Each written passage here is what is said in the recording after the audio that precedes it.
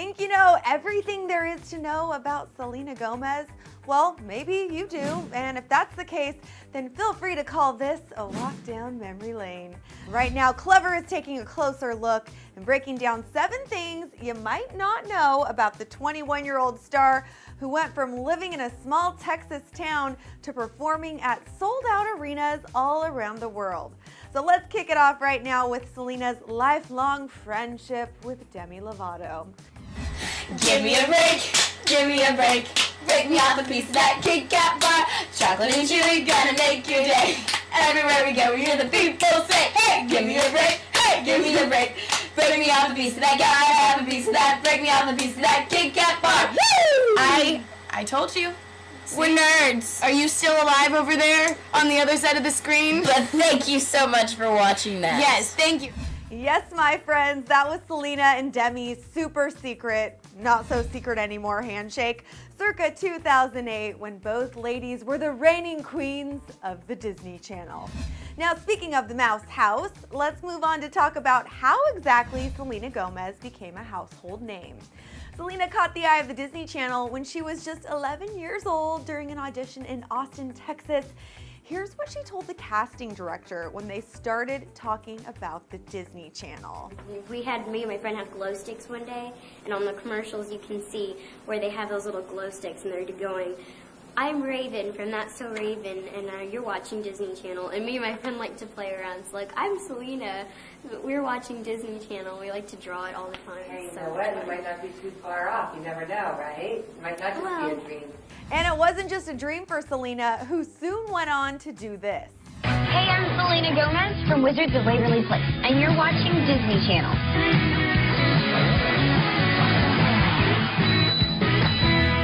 Talk about dreams coming true.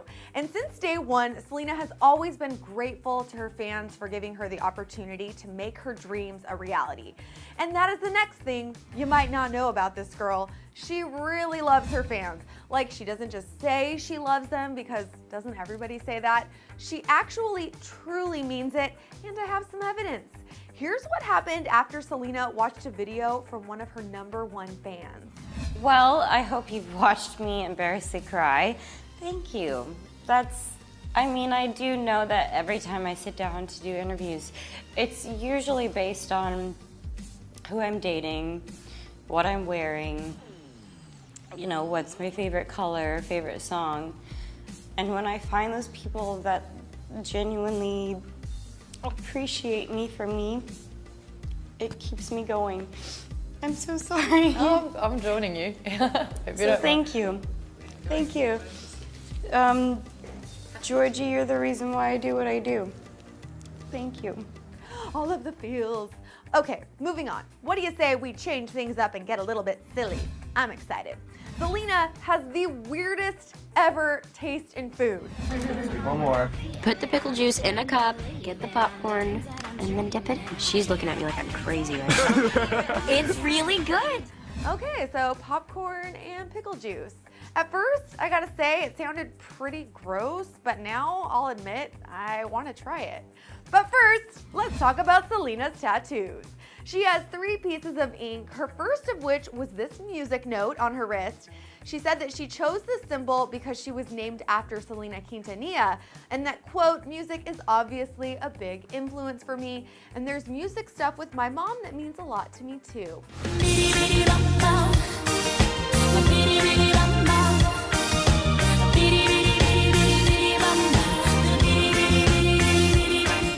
Speaking of her mom, Mandy Teefee, well, she was the inspiration for Selena's next trip to the tattoo parlor. As she hit up Bang Bang in New York City to get these Roman numerals, which mean 76, which was the year Selena's mom was born, 1976. Selena's third tat wasn't revealed for quite a while when paparazzi captured some pics of her in Miami wearing nothing but a bikini. The ink is a Bible passage and is written down her right hip. It reads, I can do all things in Christ who strengthens me. Up next on our list of things you might not know about this lovely, talented lady. So we all know which jobs and roles she's taken, right? Obviously, we know. But would you believe that Selena was offered a role in High School Musical 3 and she passed on it? She was also attached to a Lizzie McGuire spinoff called Stevie Sanchez that was never picked up. But obviously, I think we can agree everything worked out in the end. Okay, we have arrived at the last thing on our countdown, and yes, I promise I saved the best for last. I gave my first kiss to Dylan Sprouse, actually, when I guest starred on their show. So I've had a really special bond with the boys, and I feel like they're growing up to be such awesome guys. But as it turns out, this kiss was a little bit awkward. My weirdest kissing story on set would have to be when I had my first kiss with Dylan Sprouse on Sweet Life.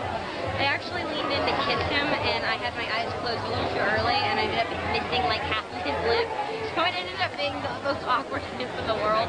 But I was 12, so it was okay, and it was good, and thank goodness he's such an awesome guy. So what do you say we take a look at this memorable smooch?